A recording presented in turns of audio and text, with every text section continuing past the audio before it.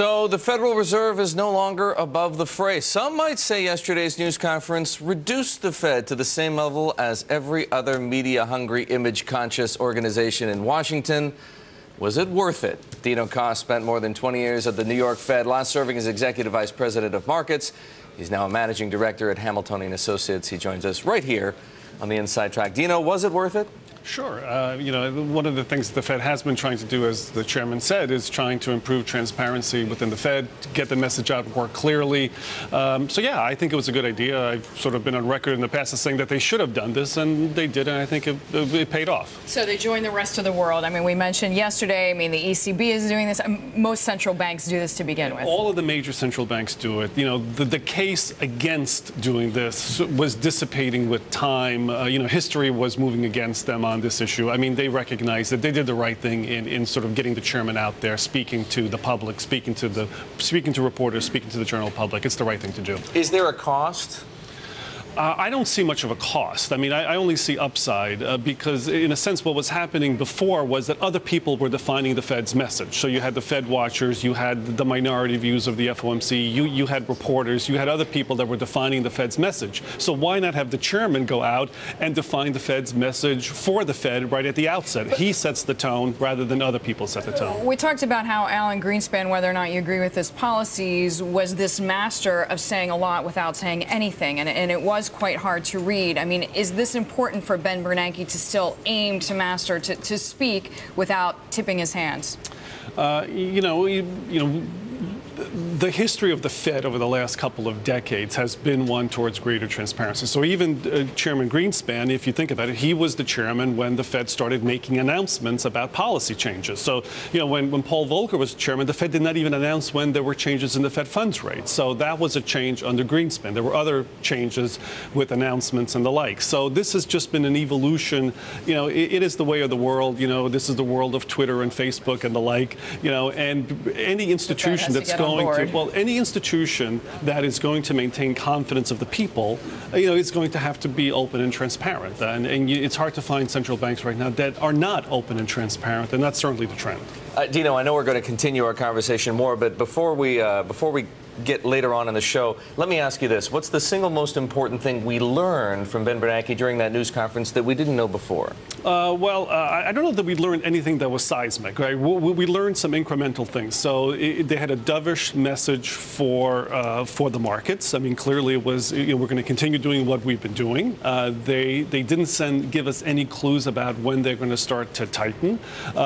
He did try to he did try to sort of say, well, people talking about QE3, not so fast. The trade-offs are not as favorable as when we started doing QE2. And he was clearly trying to connect, as Michael was pointing out, trying to connect with the American people in terms of saying, look, I feel your pain, and I understand why you might be frustrated. So that was kind of part of the PR battle. But in terms of, policy, I think we learned some things that were more of an incremental nature. Let's talk about the things that we did learn from Ben Bernanke yesterday. He had a few things to say about inflation. He had a few things to say about the language in those Fed statements, extended period. What did you take away from it?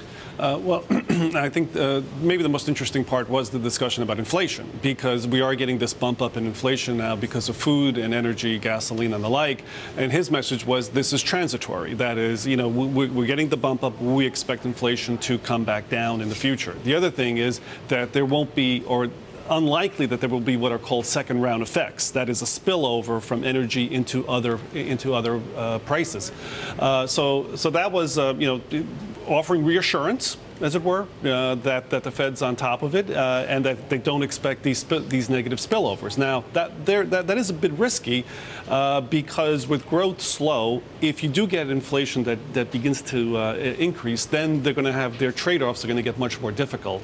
If you do get that bump up in inflation, if it's not transitory, then what happens? Do you tighten to head off the inflation, or do you stay easy to deal with the growth? That's what they seem to be saying to me, Dino, and of course I know there's all kinds of interpretations that are possible, but it seemed to be like, okay, we think this is transitory, but if it's not, we'll tighten. Well, that was his message. Now, that is his message. You know, if it's not transitory, we will tighten. But again, if growth is low, if growth isn't high, then the choice is not so clear-cut. And the Fed did reduce, right, the growth forecast, but you were saying maybe not by enough. Well, that's right. I mean, the growth forecast just in over the course of 2 or 3 months has come down by 0.5%. Question is, you know, even the new forecast, is it realistic, or will they have to cut growth even more? Dino, why should people feel confident in the Fed's ability to predict inflation? Look, you know, nobody has a really good record over the long term of forecasting inflation, forecasting growth. You know, this is really tough. You know, the Fed probably has been as successful as anybody, to come to their defense. In 2008, we had $145 oil briefly. You know, and the Fed sort of did make the case that this was transitory. They were right. They kept on cutting interest rates throughout all of 2008. That's in contrast to the ECB, for example, which increased rates in June, July, and they had to reverse that very, very quickly. So the Fed does have a bit of a record, better than most.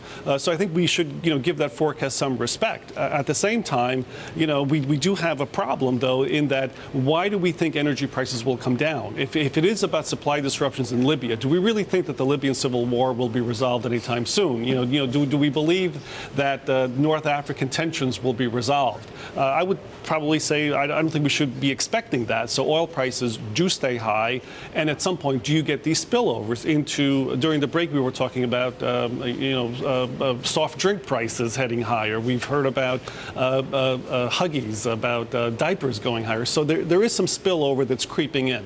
I want to sneak in one last question before we go, Dino. Extended period, we got a little clarity on what it will mean once that statement or once the wording is removed from the Fed statement that an interest rate tightening of some sort may be only a couple of quarters away. Yeah, I mean, we've never learned what does an extended period mean. He said it means a couple of meetings. Now that could be 2, it could be 6. You don't really know, so we don't have that much clarity. One thing that he did mention, which Michael mentioned in your report earlier, is that when the portfolio of securities begins to decline, that will be a form of tightening, and so that will be the first step in the tightening process. It will not be raising the Fed funds rate. The first step will be shrinking the balance sheet, letting the securities and the balance sheet decline. Dino, thanks for joining us. Good to have you here. Dino Kos, the managing director at Hamilton Associates. He was at the New York Fed for a couple of decades and knows a whole lot about the institution.